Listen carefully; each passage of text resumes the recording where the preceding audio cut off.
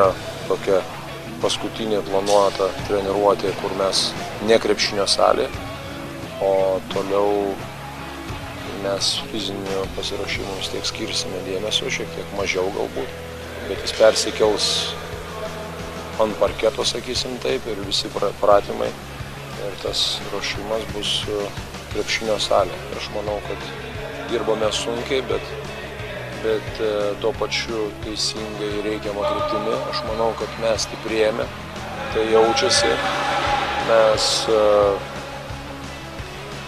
tobulėja tos mūsų fizinės savybės ten, kurie mes jas tobulinam ir kurias lavinam. Visada šnekamės su treneriais, po treniruočių aptarinėjom treniruotės, kaip kas atrodo, kaip kas dar kol kas, taip tokias konkrečias arba, čia pasakyti, tiesioginės tokias išvadas dar yra ankstokai.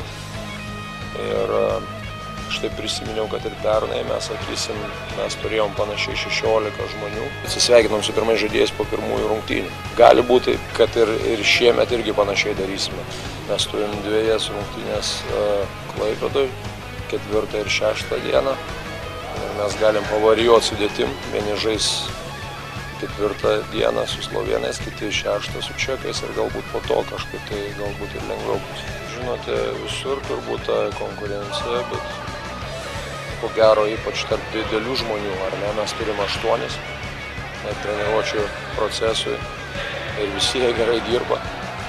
Ir ko gero galbūt ir čia bus sunkiau, nors tą patį galiu pasakyti apie gynėjus, bet ten galbūt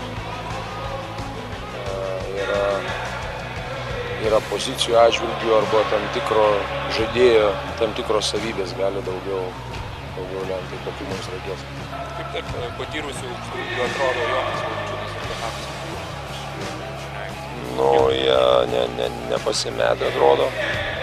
Ir galiu tik tai komplimentus pasakyti. Jonas neatrodo kažkaip tai labai prastai.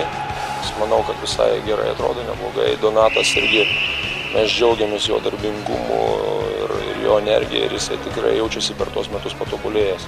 Jis yra geresnės kokybės, sakysim, taip negu kad buvo pernai. Mano koncepcija yra komandinis žaidimas ir man nėra iš tikrųjų labai svarbu, kas įmes 20 taškų. Nebus problemų iki tol, kol mes surasim tą žmogų, kuris 20 įmeta. Net galbūt netiek svarbu, jeigu aš net norėčiau, kad mūsų tegul 5-6 žaidėjai, po 10, po 12 įmeta ir tai bus geriausias rodiklis.